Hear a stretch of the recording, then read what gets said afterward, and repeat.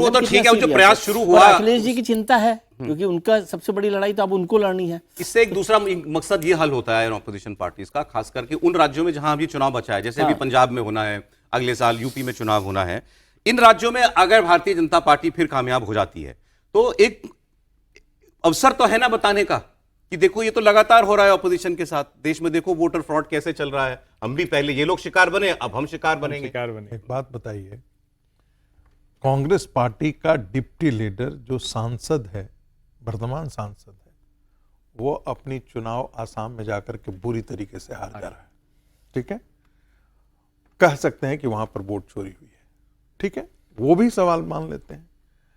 पुडुचेरी में उनका सांसद जाकर के विधानसभा चुनाव लड़ता है, और जैसे आसाम के अंदर जो डिप्टी लीडर हैं उनको मुख्यमंत्री का चेहरा बनाया गया था, वैसे पुडुचेरी में सांसद महोदय का चेहरा बनाया गया था, वो भी अपनी जमानत नहीं बचा पाते हैं।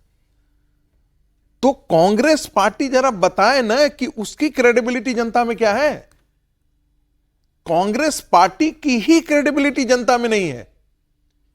पुडुचेरी में वो पूरी तरीके से पिट गई, 3 बार का गठबंधन, कम से कम वहां तो एंटी, वो तो बहुत छोटा राज्य है, और छोटे राज्य में एंटी इनकम्बेंसी बड़ा परकोलेट नीचे तक जाने में उसको बहुत समय नहीं लगता है, बहुत देर नहीं लगती है, लोगों के एस्पिरेशंस बहुत हाई होते हैं, कम्युनिकेशन सिस्टम बहुत अच्छा होता है, लोगों तक वो चूंकि डेवलप्ड एरिया है इसलिए लोगों तक सारी जानकारियां भी उपलब्ध रहती हैं, पढ़ा लिखा समाज है, वहां भी आप चुनाव हार जाते हैं। तो कांग्रेस पार्टी की अपनी क्रेडिबिलिटी कुछ नहीं है। दूसरी बात आप जरा देखिए, बिल्कुल आपने सही कहा कि कल तक तो आप चार्जशीट फाइल कर रहे थे ममता बनर्जी के खिलाफ। तीसरी बात, अभी जो विजय जी ने कहा कि भाई एसआईआर पर वो अकेले लड़ रहे थे, क्या एसआईआर पर लड़ाई उसी तरीके से लड़नी चाहिए थी जिस प्रकार से ममता बनर्जी लड़ाई लड़ रही थी बाद में, और उससे पहले राहुल गांधी लड़ाई लड़ रहे थे? क्या घुसपैठ के मुद्दे को, जो इन्फिल्ट्रेटर्स के मुद्दे हैं उनको, क्या यदि जो इस देश का नागरिक नहीं है उसे भी वोट देने का अधिकार है, इस पर तो आम सहमति होनी चाहिए थी इस देश के अंदर जी। ये तो ऐसा तो नहीं है ना कि इस देश के मुसलमानों को बाहर भगाया जा रहा था। ये तो ऐसा तो नहीं था कि जो जेन्युइन वोटर था उसका नाम काटने की बात थी। आप कहते हैं भाई जो जेन्युइन वोटर है उसका नाम नहीं कटना चाहिए, ये सभी को इंश्योर करना चाहिए, और जो एसआईआर मतदाता जो सूची है उसका शुद्धिकरण है, हम सभी उसके साथ हैं, आकर के खड़े हैं, कोई कॉन्फ्लिक्ट ही नहीं होता। लेकिन आपको एक पॉलिटिकल नैरेटिव खड़ा करना था जिसमें आप फेल कर गए। तो ये आप मिलके चुनाव हारने के बाद बाकी कांग्रेस के साथ मिलकर कर लेंगे? देखिए, अब चुनाव हारने, एक कहावत है ना कि हो कौवा कान लेके उड़ गया, आप उसके पीछे आप दौड़ते रहिए, जोर दौड़, है ना। और दूसरा एक और भी कहावत, अब पछताए होत क्या जब चिड़िया चुग गई खेत।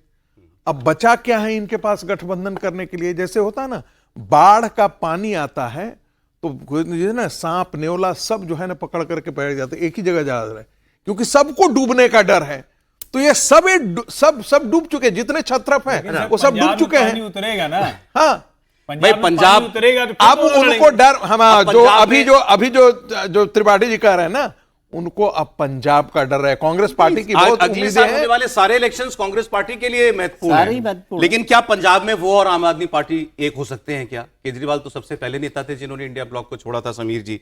गोवा में क्या टीएमसी चुनाव लड़ना छोड़ देगी? इस बार वो कांग्रेस पार्टी के साथ चली जाएगी। आदमी पार्टी भी, आम आदमी पार्टी भी वहां पर है, क्या होगा वरना। लेकिन उत्तर प्रदेश में अखिलेश यादव क्या इज्जत के साथ कांग्रेस पार्टी को गठबंधन में जैसी वो सीटें चाहते हैं वैसी सीटें देंगे क्या? ये बस देखना पड़ जाए, अगले चुनाव में उसकी तैयारियां तभी शुरू हो जाएंगी।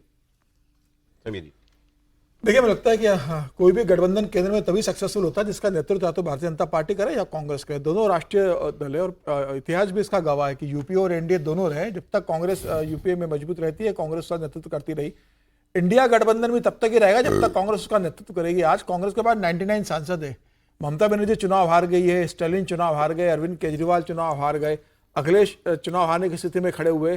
फिलहाल कोई बहुत बड़ा नहीं है, लेकिन अगर दिल्ली में कोई गठबंधन बनेगा तो कांग्रेस के नेतृत्व ही बनेगा। ममता बनर्जी अगर ये सोचती है कि वो इंडिया गठबंधन का नेतृत्व कर ले, कांग्रेस उसको समर्थन दे, वो राहुल गांधी ममता बनर्जी का नेतृत्व स्वीकार करे, या अखिलेश यादव ये सोचते हो, या तेजस्वी यादव या अरविंद केजरीवाल या स्टालिन ये सोचते हो, या उद्धव ठाकरे को ये लगता हो कि वो इंडिया गठबंधन का नेतृत्व करेगा और कांग्रेस उसके पीछे लग्गू बनकर रहे, तो ये संभव नहीं है। प्रदेश में आप ताकत हो सकते हैं, केंद्र में कांग्रेस के 99 सांसद है, और आज कांग्रेस की 5 राज्यों में सरकारें हैं, तो कांग्रेस के बिना नेतृत्व के कोई भी गठबंधन केंद्र में सक्सेसफुल हो नहीं सकता। कांग्रेस सबसे बड़ी ताकत इंडिया गठबंधन के अंदर है, भले ही भारतीय जनता पार्टी से आधे से भी कम सांसद हो, लेकिन ताकतवर है। अब ममता बनर्जी चुनाव हार गई तो ममता बनर्जी को लग रहा है कि भैया प्रदेश में कुछ बाकी नहीं है, 80 विधायक है, किसी को विधायक दल का नेता बना दूंगी। अखिलेश उनके जो भतीजे हैं बनर्जी, वो विधायकों को देखेंगे, वो बंगाल की राजनीति करेंगे। मैं दिल्ली में रहकर 28 सांसदों और मेरे जो 13 राज्यसभा के सांसदों उनके साथ मिलकर भविष्य की राजनीति 2029 के अंदर कैसे लोकसभा चुनाव लड़ना है, कैसे भारतीय जनता पार्टी को गोवा में हराना है, या भारतीय जनता पार्टी को उत्तर प्रदेश में हराना है, या पंजाब में आने से रोकना है, इसकी रणनीति पर मैं विपक्ष के साथ मिलकर काम करूंगी। तो मुझे लग रहा है कि हारने के बाद मुझे लगता है ममता बनर्जी के पास और क्या है। ममता बनर्जी दिल्ली में एक्टिव होगी तो सबसे बड़ा सरदर्द राहुल गांधी के लिए बनेगी।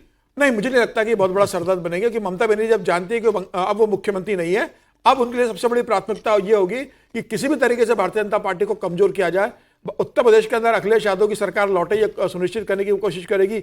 गोवा में भारतीय जनता पार्टी हारे, इसकी वो कोशिश करेगी। और मुझे लगता है इसके लिए इसको लगेगा कि गोवा में भारतीय जनता पार्टी को कांग्रेस चुनौती देने की स्थिति में है, तो ममता बनर्जी 2 कदम पीछे हटेगी, क्योंकि ममता बनर्जी के बाद आज बंगाल का राज्य नहीं, मुख्यमंत्री रहते जो ममता बनर्जी तो डोमिनेट कर सकती थी, उस ताकत से ममता बनर्जी आज नहीं कह रहे आप इनसे कि ये ज्यादा सीरियस हो एक बात ज्यादा सीरियस बताइए, लेकिन मैं कह रहा हूँ अभी ममता तो उनको बनर्जी का अपना घर गोवा में- संभालने की गोवा जरूरत है में कि वो घर भी सुरक्षित रहेगा कि नहीं रहेगा, उस पर ध्यान दें थोड़ा। पार्टी सुरक्षित रहेगी हाँ, कि मतलब नहीं? घर का मतलब पार्टी सुरक्षित मैं रहेगी। भी वही कहने वाला था कि ममता बनर्जी की अगली जो समस्या है वो अपनी पार्लियामेंट्री पार्टी बचाएं, वो ज्यादा उनके लिए मुफीद होगा। ये आप वो ठीक कह रहे हैं। बचा उनके एक सांसद है सौगत रॉय, बड़े सीनियर आदमी हैं, उनका भी बयान मैं आपको दिखाता हूं, अभी टाइम ब्रेक का होने जा रहा है। उन्होंने तो कहा कि हाँ, ये बात सही है कि हिंदुओं ने एकजुट होकर बीजेपी को वोट कर दिया।